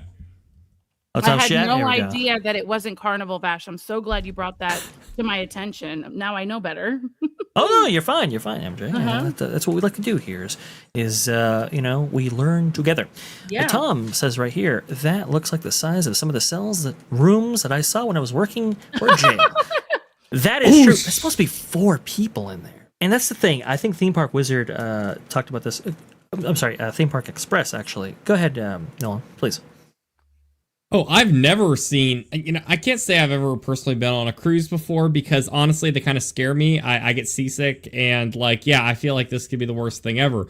But even just seeing, from an observer, just like routine vacation goer, like the picture, I think they're trying to make this look good. Like, it doesn't matter what angle they're doing, it looks cramped. You take away all the beds, everything looks bland. Like, we're already here making jokes, about like, jail cells and comparing it to other boats. But at the end of the day, this thing looks about as bland as a cubicle at an office. Like, I mean, I could be a bit, I have a bit of a high standard when I go to theme parks. Like, I'm like, okay, do the tree color match this? Or how is the theming to its source material? At the end of the day, though, I still feel like I can theoretically sleep in a cozy environment there. This, honestly, maybe I need to get food in me. This makes me sick just looking at it. Like, it looks very claustrophobic. And beige doesn't work. Just get rid of it. Just paint it white, please. And that's the other thing, too. It's like, we could have provided a little bit more decor here. It doesn't have to look like this. Go ahead, Erika. I'm on Google Images, and I'm just looking at Disney Cruise Line standard inside staterooms. They're beautiful. And even in a lot of these, you get like at least a queen bed with the couch that pulls out to a bed, and then on over the couch, you have the pull-out bunk. And it sleeps 4 people, just like what you're showing us. And you still get the beautiful theming. You get like the art on the ceiling and the art on the walls behind, for the headboard for the bed. And I'll give Disney the benefit of the doubt. This was an acquired cruise liner, right? That was half constructed or whatever. So sometimes you get something and it's like, we can't really move this. Like, it's the size of the room. This is what it was made for. What are we going to do? And it's like, okay, you have to work within that limitation. Fine. Be that as it may, couldn't have killed you to have just a little bit more decor in here. Couldn't have killed you to have a little bit more color. The beige is what's throwing me off here. Go ahead. but they can control. They may not be able to control what was already allotted in terms of how the rooms were shaped and the square footage that they have to work with. Right. I can see where that infrastructure was already there, but what they could have done, and frankly already have done based on their other ships with similar size and shape rooms for their standard rooms, they could have simply copy and pasted from what they have at their other ships and put into this. They have the room. It's just, I don't know, maybe they don't, because according to that, I'm looking at the photo again, and the walk space between the 2 twins on the bottom. Go ahead, Erika, Nolan, if I could chime in here, you're talking about the space. Correct me if I'm wrong, and maybe I'm completely wrong on this, but weren't we reporting about how, isn't this one of the biggest cruise liners like ever when it was designed? That's true. But I mean, it was for an Asian market. Is it okay? Was it specific to Chinese? Yes, please do China? tell. Yeah, I Was want it to know about that Chinese company. company? Yeah. Yes, it was a Chinese company for an Asian market. Okay, that explains true. everything. Yeah. Okay. It was built to be the biggest, yes, but it was also built to have a high capacity. Remember, like, Disney Cruise Line was noteworthy for at least the initial ships. Maybe the later ones might be a little bit different here, but the initial ships were noted for dedicating as much room as they did for each guest that was on. Reducing the head count, yes, but increasing, obviously, the amenities that could be enjoyed here. But here's the thing. If you thought this wasn't bad enough, think again, folks. There's one more aspect I have to share with you all. And the real crux here. This is Theme Park Express. Again, I don't even get a dang mattress. They just put a cover and a thin pad on the couch cushion. Whoa! Okay, all right. Hang on a second. All right. No decor, fine. No space, fine. You're doing the best with what you got. What is this? What? You can't even provide a mattress? Guys, this is a mattress topper. Ridiculous. Oh wow, not I acceptable. don't know. They acquired something that clearly restricted them from being able to go all out. And I have good news though. I really have good news. There's 138 of us watching, and we're on the panel. Raise your hand if you're going to fly out to Singapore anytime soon and go on this adventure. No one. No. That's the good news. That's the good news. Well, Hey, if there's a Royal Caribbean ship docking out of Okinawa, I'm there. That's different. that's a fair point. Yeah. Well, But I'm that's a saying, whole like, different I'm not. story. Well, Okinawa is like, I haven't looked into it in a long time. But they do have a port. I don't know how many cruise ships are docking in and out of Okinawa now, but they have started cruise lines coming in, and I do believe some of their itineraries do go to Singapore. I just don't know what cruise lines, or it may just be one or two. I don't think it's very large. It may, unless it's grown. But yeah, I'll go. I'll drop in Okinawa, and they can sail me to I don't know, wherever they want to sail me to in Asia. Sure. Well, yeah. I mean, well, there you go. I mean, look, here's my thing. A lot of people say, well, this is different market, different standards. My thing is, hey, you know what? Disney used to provide the Disney difference. Everybody was a VIP, no matter who you were, no matter where you came from, no matter what market they were actually trying to serve. And so I suppose I look at this, I suppose, from a purist perspective, in which I think you should be providing great guest experience no matter where they are located. It doesn't necessarily mean that obviously you adjust things for the given market, and maybe you can get away with some things that maybe you couldn't perhaps in the United States. And perhaps these things are priced differently. I'm not saying that I'm not throwing all those arguments out. I'm just saying, at least for me, from my perspective, from my opinion, can we provide at least a mattress? Like, if nothing else, okay. Obviously, it's a dungeon type setting with this beige and so forth. Like, it's what it is. But come on, a mattress. We give more to prisoners. So It's terrible. I mean, it's true. I get you get what you pay for, but yeah, they I don't think they anticipated a lot of Americans flying over to Singapore to get on the ship. I think that they're just attracting the locals in that region, and I don't think any of us are planning on going there anytime soon. This is to be encapsulated. I'm not going there to be encapsulated. That's for sure. It's a $1.8 billion cruise vessel. We can't get some mattresses. At least so not crazy. any of us that are rooted in mainland USA. I will say there's a lot of military stationed out in the Pacific. Some of them might, just because to have something to do when you're, overseas. But then again, Hawaii is like right there in the Pacific. So, and it's not hard to get a free flight for military to hop on a military flight and go to Hawaii and go on a cruise. Yeah. Erika, can I ask you a question? Mm-hmm. Does Hawaii have this sought-after object called mattresses? Do they exist over there? I've never been to Hawaii, but it is a state of the United States. So I'm going to say yes. Oh, thank goodness. I was I'm worried. going to say all things Americana exist over there on that island. Well, that's good. They have great coffee for sure. Oh, book a trip. Let's go, guys. I really think that they hyper focused on the attractions that they could offer on this ship, and yeah, that's true. Maybe the aesthetics, because the rooms were not at all on their concern list. As far as that's a good point. That's a great point, MJ. Actually, because they just had this. We call it Imagineering. Video that just premiered on YouTube. I'd play it here, but I'm kind of petrified of getting a copyright strike, and we don't want that when we're not monetized. That's for sure. But they really did highlight a lot of like the tech, the entertainment, the attractions, right, that were found on this cruise vessel. They didn't. I don't even think we saw a single stateroom in that whole presentation right there, That's which so I thought was interesting. very right. Would It's you- like, what are you trying to hide there? Go ahead. Yeah. Erica? When you look at this ship, it's got this promenade aspect to it, like what the Royal Caribbean ships have. It's almost as though this Chinese company, before they went under, were trying to reverse engineer one of Royal Caribbean's large ships. And China's known for that. They will reverse engineer anything, even down to BMWs, which they got sued over, by the way, because That's they were... Yeah, they're When really I notorious. first saw the ship, I knew right away they were trying to rival the Utopia and the Icon. But that Immediately, yeah. goes back, but that harkens back to when the Chinese company was in control of this and they were building this ship. Then I guess funding stopped, or they ran out of money and they couldn't ran out of money. finish it.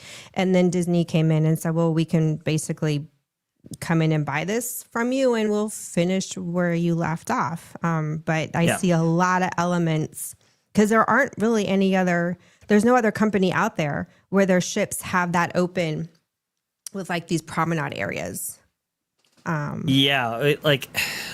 do you think they paid that lady to dangle like that? What character is she anyway? She's a performer, Wanda, so yeah, whatever the Marvel. standard is for performers. And Wow. they To went dangle into that this. high? God bless her. Yeah, they went into this in We Call It Imaginary. They did a big breakdown of how they were able to pull this effect off and get these characters to fly in the air like this. It is actually a pretty impressive effect. There's no question about that. And to experience this on a cruise line is actually pretty significant. So they use this kind of atrium space, right, as Erika pointed out, to the best of their ability, given the limitations of purchasing a cruise ship rather than one designing Hope yourself. it doesn't rain. Well, and that's the thing. I guess these screens and so forth, I guess they are built to withstand all of the conditions out there. Because I was thinking of what you were thinking, Erika. It's like, what happens when you got some weather? Apparently, they might have thought of that. We'll see how that They actually holds up over have, time. and they're again Please. the Royal Caribbean ships, the large ones. They have those the water shows with the water theaters, and they're kind of endomed a little if you really look at how they're built. So even if you had inclement weather, I think they can still perform, or they just cancel the show for that evening if the weather is too bad and it presents an safety issue for the performers.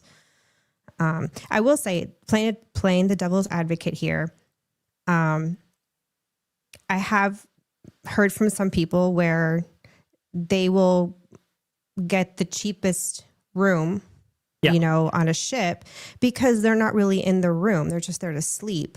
So they don't really care what the room looks like. They're more about the rest of the ship.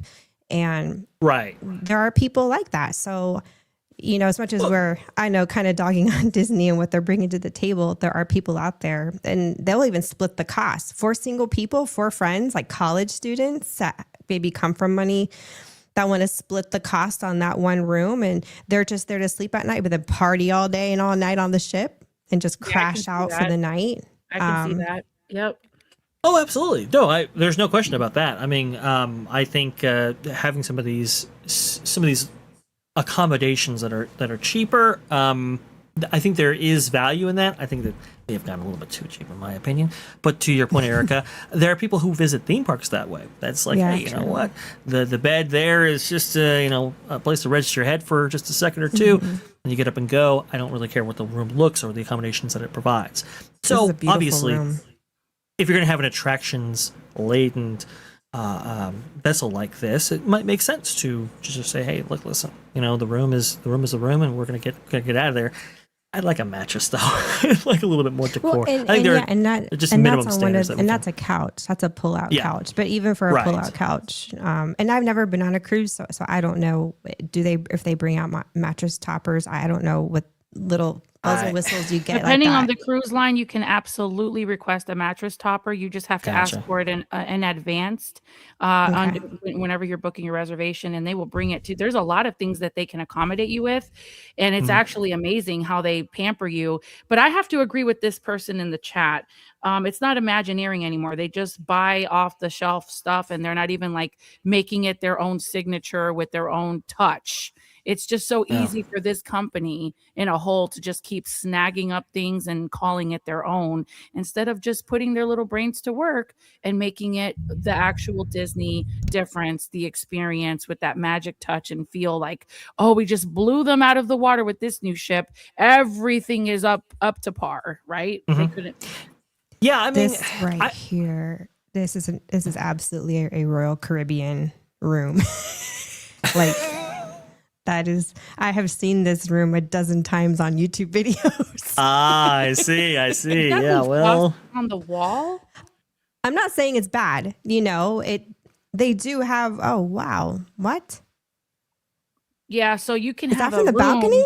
So you can have a room that faces the atrium, and you can also have a Yes. room that faces the water. So Yeah, that's the and prison I yard know, but right I didn't there. realize No. there was a stage there like that where Oh, you yeah. basically have balcony view of a show. That's a different element. I've not seen that even on a Right. Royal Caribbean cruise. That's real. That's a cool element. I have not seen that anywhere. Yeah. Yeah, I mean, there are some things in this cruise ship where it's like, okay, like, I can see where you're going there, and that's actually not a bad idea. That the screen element and so forth, and the performance space right outside of people's rooms. I guess too, they were trying to be very. They were trying to be considerate of the guests actually staying in these rooms, and so like how they were beamforming those speakers and how they would control sound in this environment was a very key. A lot to see whether or not they accomplished their goal with those first reviews coming out with those atrium rooms right there. But it's there's some definitely unique aspects, and buying off the shelf, or I should say, acquiring things and making it your own. Obviously, I would prefer that Disney build everything from the ground up, right? However, if done right, you could do that, and that's why I was supportive of this move. I was like, look, listen, you're getting a cruise liner for nothing, basically scrap metal. If you can actually take this and transform it into a Disney cruise ship at a very reduced price point, that could be awesome. That could be very, very good. Unfortunately, I don't think they necessarily accomplished that in all aspects as related to this cruise ship. And I guess they went way over budget too. They only allotted for like $1 billion. They ended up spending 1.8, and it's like,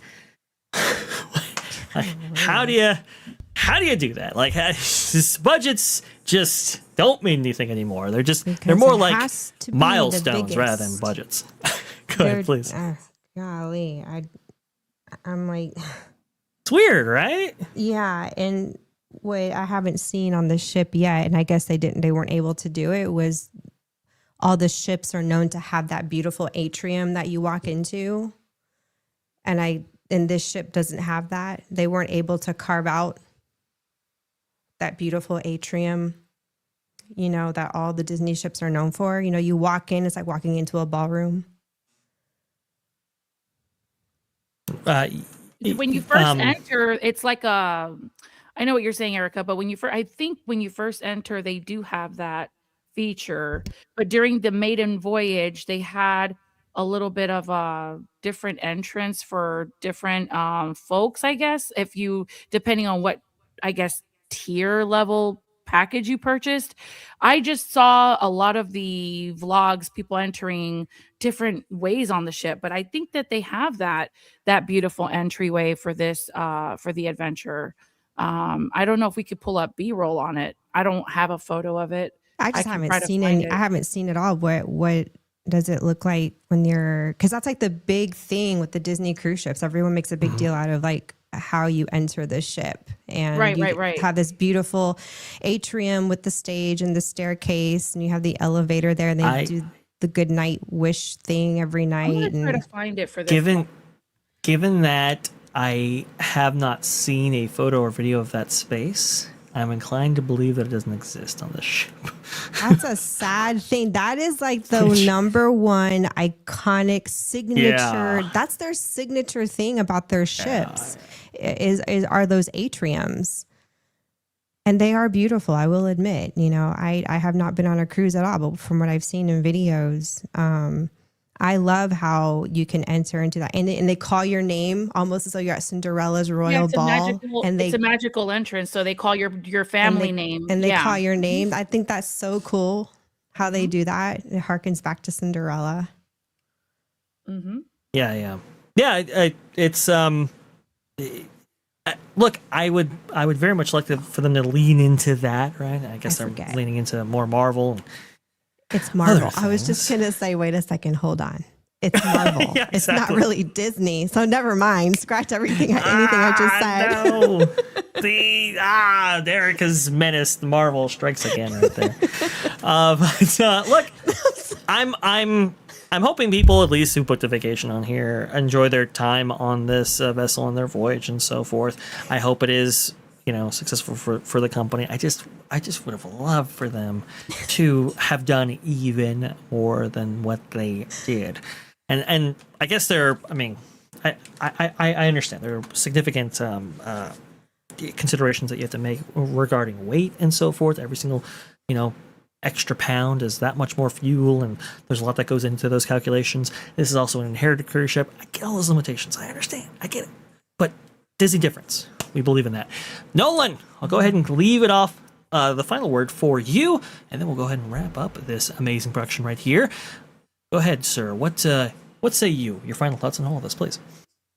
Well, cruise ships, this is not selling me on a cruise ship, but I gotta say, that middle stage area, like that Avengers show looked amazing to me. Like, that is more of the type of thing I want to see. It looked like almost tried and true Marvel, but in the good way. Not the stock, like, off the shelves, phony Marvel we've been seeing at, like, Disneyland for quite a while now. Like, it actually feels like the fun aspects that people enjoy and love these characters with, and the production value is there. I just wish more of what I've seen from the rest of the ship, provides that value. As someone who's been on the fence about cruises for a long time, it's not really winning me over, and that disappoints me. Maybe one day I'll give it a try and not just want to jump overboard. But nah, the Marvel show's cool, but this ain't it for me yet, Chief. Maybe one day. Nolan, you should come with us on a cruise, because Raf and I and Christian, none of us have been on a cruise. It'd be funny to I feel like you guys would be fun on a cruise, though. This or not. Yeah, I feel like you guys would be the most entertaining people in the room on a boat. Like, you'd make the party happen. Oh, you get me and Christian around. Oh man, we go back and forth. It's funny. Well, another funny thing. Sorry, Vash, but I just thought, someone had mentioned that this ship is like a how they just acquire things and they don't really and they don't create. Well, look at Marvel. It fits. Do you have an acquired ship that met the acquired IP? That's a good point. That's a good point right there. That's very, very interesting that you refer to that. In all seriousness, I am curious because I just thought of this. Are they going to be sailing as far down as like Australia? That's a good question. I'm actually on the DCL page now. And I was just poking my nose around, and I tried doing like a general search of itineraries for this. Yeah, vessel? I'm trying to do that. Because I actually don't know that myself. Yeah, it's really difficult because they're more interested in showing me the entertainment they have to offer. And right now it just says we could not find any thing that matched your filter. So I tried doing like adventure for even a party of one, and it's just it's not coming up. And I am going to try one more thing to see the itineraries. Gotcha. Because they just came out with 2027 itineraries for. Why is she disconnecting on stage? Oh, then back to the audience. Oh, they're Asian, Come on, Disney. Vash. They just do things different. I'm sorry. I lived in Japan for 3 years, and it's just, yeah. All right, so for the adventure, it says that it can take place off stage. Go ahead, please. It says set sail from from Singapore on a 3 or 4 night. So it's a short cruise. So you either have 3 nights or 4 nights Interesting. aboard the new adventure, where the ship itself is the destination. So they're pushing that. You're traveling to Singapore, you're doing a 3 or 4 night cruise, and they want to keep you in that area that they want to make you think, okay, so you're on the ship is your destination, everything you want and need is right here. I don't think they have any port of calls that they're Oh, weird. So they're not okay. So they're not even going to actually sail the ship. It's just a sitting hotel on water. It's gonna go around that general area. It's gonna go around there, and then it's gonna come right back. So you get on, the port is out of Singapore, and you're gonna get right back to Singapore there's no actual getting off here, getting off there, exploring That's here, exploring crazy there. because you've got South Korea, you've got Okinawa. Right. I know Australia might be a little far, but I mean, it's there. That's why I asked, because I know they do transatlantic, cruises. So I wasn't sure if maybe they would. And That's I know how they're Hawaii selling is it. there. Yeah, they're selling it. They're selling you on the fact that they have themed dining, the longest roller coaster at sea, dazzling live shows, an upbeat deck party where you can meet some of your favorite Disney, Pixar, and Marvel pals, blah, blah, blah, blah, blah. So that's what they're Wow. selling you. Come on the ship, and you're going to stay in Singapore I the don't whole know. time. I don't even know why it's like that. I don't know what all the legalities are in coordinating with those other countries for the ports and everything. True. So I don't want to speak too soon, but man, this could be a money pit if it could. I'm just thinking financially, it could wind up costing them more than what it's worth. Yeah. In the long run. And let's That's face it, crazy. to fly over there, it's not cheap. It's pretty pricey. Yeah. Yeah. Well, there you go. That is the information related to the Disney Adventure. We'll be monitoring its progress, and if there's any updates on this story, we'll definitely go ahead and bring you those updates, because I am very curious to see how people actually thought of their stay and reservation during this, entire maiden voyage right here. Very, very interested and curious to hear back on this point. And remember, that was Thomas Muslim's old division right there. So that might be interesting to explore, that is for sure. Speaking of explore, I have one panelist that's been doing a lot of exploration in order to shoot his next video. Oh. Mr. Nolan Thunder, please go ahead and tell us about your channel and maybe what we can expect from it very shortly. Well, for one thing, there's a trailer for season 2 on my channel that dropped yesterday. So if anyone wants a little laugh with that, that's up on the channel right now. Yes, I'm currently working on my series that covers lost media and internet and video game mysteries. It's in like that style, like those UFO shows you used to see on History Channel. I present it as a host and I tell you the mystery of the day, and it's quite a deep dive. There's a lot of documentary and B-movie horror and comedy elements in it. So if you're interested in that sort of thing, please check it out. I'm currently in production of a new video that has to do with the a lot of changes being made to a game after some very disastrous real-world events and how media was overall effective. So if that sort of thing intrigues you, please check out my channel at Nolan Thunder with my show Lost in the Files. There's a whole synthesizer soundtrack, so if you like that sort of thing, please check it out. Very cool. Awesome stuff. Thank you so much, Nolan, for coming on in and providing your amazing voice to all of our stories and much more. Erika, got going on over there at Brood Banter at Hanging with Erika and Raf. What can we expect from your amazing show right there? Go ahead and relay that to the fine viewers at home. Yes. So Raf and I, that's my husband, we started live streaming. It's been 2 months now. I'm already forgetting. Yeah. So we call it Brood Banter. Bring your brew, coffee, tea, or beer. And we literally just, for about an hour and a half, we just sit around with good friends and have good conversation, lots of laughs, and there's no specific niche to our topics. We literally could talk about anything, and I mean unpredictably anything. Oh, yes, and, absolutely. I do have to put this disclaimer out. It can get saucy and spicy very quickly. Ooh, and saucy. Very unpredictable. So it's not really for kids. It's just fun Friday night adult vibes because it's evening for us. I was going to So- play this in front of the preschool class on the old CRT TV with the wheel and the VHS tape. You mean I can't play this for the kids? Okay, unless you have an unorthodox way of parenting, who am I to judge? Well, there you go. Very insightful commentary, as always, from Erika. Definitely check out Hanging with Erika and Raf. Over there, we got a slew of links in the chat right now, so definitely use those. And you can also use the description as well. MJ, what you got going on over there in your neck of the woods as the great producer extraordinaire? Oh, hi guys. Thank you so much for having me on today. It was a pleasure being here. Vash, thank you. You can find me on that Park Place and follow the Bradley's Fun. I am hanging out with Erika on Fridays. Brood Banter, I believe that's 2 p.m. Eastern. You can definitely find me here at Vash Sky ParkCast. It's a pleasure to be here always.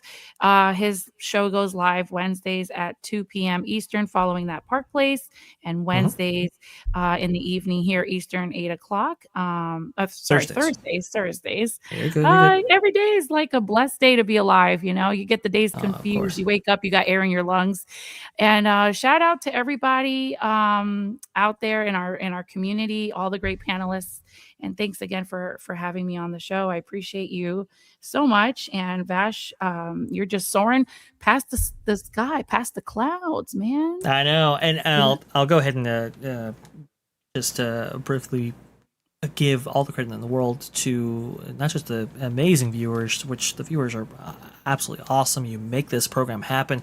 You make this something worth pursuing, and I really do appreciate each and every one of you out there. Thank you so much for tuning in and giving us some of your time. There's no question. But with that, I'd like to go ahead and honor some of the great mods out there. Keep that chat nice, clean, friendly, and so forth, and really being able to perform your modding services, even when we have an impromptu live like last night. I think that was pretty cool. A lot of you guys stepped in, and really made that chat possible. So thank you so much for doing that. And to all you Skylanders out there, thank you so much. And I want to go ahead and shout out Theme Park Wizard. He has a new book coming out very, very shortly that I guess he is putting the finishing touches on. I can't wait for you guys to see what he's cooking up right there. I think it's going to be a lot of fun. I'm going to be on his channel in, I believe, video form, talking about all the stuff going on with Paramount and the Warner lots becoming maybe partially theme parks. Very, very interesting stuff for sure. Definitely check out his channel. Thank you so much for tuning into this episode of the Vash Sky ParkCast. I do believe we have some music right there. There you go. Awesome stuff. As MJ mentioned before, we're going to have a show tomorrow. That's going to be 8 p.m. Eastern right there. And I don't know, we might go solo again. So definitely stay tuned for that. Stick around. I think it's going to be a lot of fun. Thank you so much for coming on this episode of Vash Sky ParkCast. As I said before, remember, folks, the sky is the limit.